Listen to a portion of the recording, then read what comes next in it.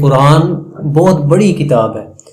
16 سال یونیورسٹی کی ڈگری حاصل کی ہے, بے شمار کتابیں پڑھی ہیں, وہ بھی کتابیں ہی تھیں نا, ان کے رٹے بھی لگے ہیں, ان کے کنسیپٹس بھی کلیئر کیے ہیں, راتیں جاگی ہیں, لیکن کبھی کوئی رات جاگی ہے قرآن کو سمجھنے کے لیے؟ یہ میں نے ایک دفعہ اپنی یونیورسٹی میں کلاس میں موجود تھا, ایک سیشن میں نے دیا تھا زمین ساکن ہے, جیو سینٹرزم کی ایک تھیوری آئی تھی, اس کے اوپر ایک سیشن تھا میرا. ابھی اسٹڈی لیول تھا اور اللہ کا شکر ہے اللہ تعالیٰ نے اتنی عزت دی کہ اس میں ہی یہ سلسلہ میرا شروع ہو گیا تھا اپنے پورے ڈپارٹمنٹ میں, اور اس میں ٹیچرز بھی شامل تھے. تو میں نے نا تھیوری کا تو مجھے پتا تھا, خیر تھیوری تھوڑی بعد میں آئی, یہ چیز کالج یونیورسٹی سے سٹارٹ میں نے کی تھی ترجمہ پڑھ کے, اور وہ ترجمہ صرف 2 تراجم ایسے تھے, 2 شخصیات کے, جس میں وہ ترجمہ ظاہر تھا کہ زمین ساکن ہے. باقی جتنے بھی تھے اس میں مجھے وہ چیز نہیں ملی.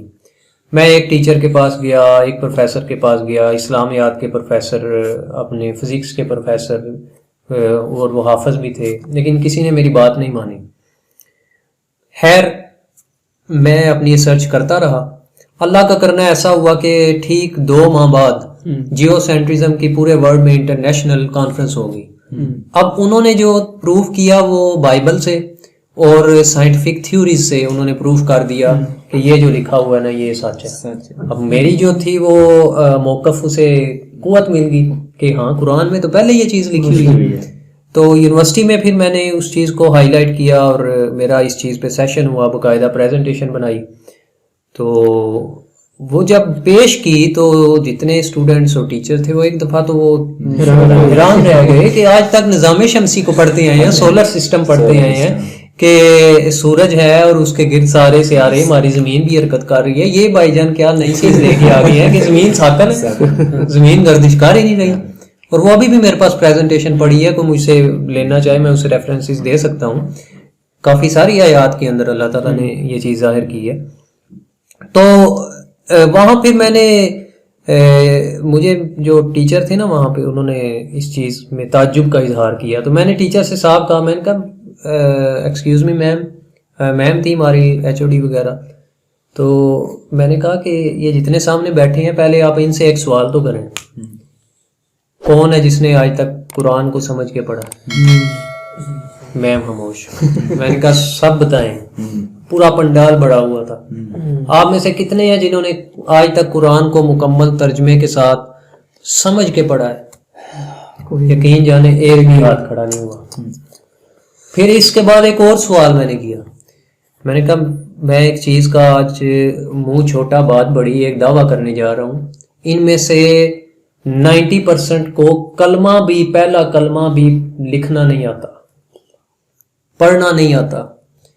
اس پہ نا وہ میم نے اعتراض کیا کہ نہیں ایسا نہیں ہو سکتا, یہ سارے مسلمان ہیں, انہیں کیسے نہیں آتا ہوگا. میں نے کہا کر کے دیکھ لیں پریکٹیکل. ابھی کہیں سب کو اپنی نوٹ بکس نکالیں اور مجھے ایک پہلا کلمہ لکھ کے دکھائیں.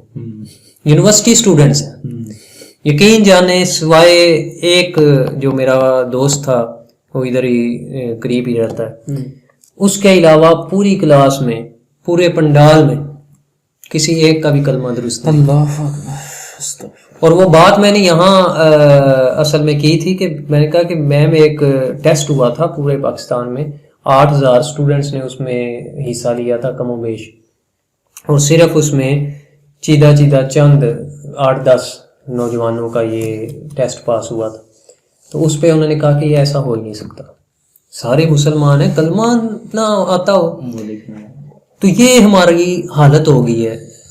اس میں قصور پیچھے کئی فیکٹرز ہیں, کئی چیزیں اس میں میٹر کرتی ہیں, جہالت ہے, لیکن پھر بھی ہمیں کوشش کرنی ہے, ہمیں ہمت نہیں ہارنی. اگر سب اپنے اپنے حصے کی تھوڑی کوشش کریں, ایک ایک چراغ جلے تو سارے روشن ہو جاتے. تو ہماری سوسائٹی جو آرگنائزیشن ہے اس کا بھی تو مطلب یہی ہے نا کہ اپنے آپ کو بدلو, خود کو بدلو.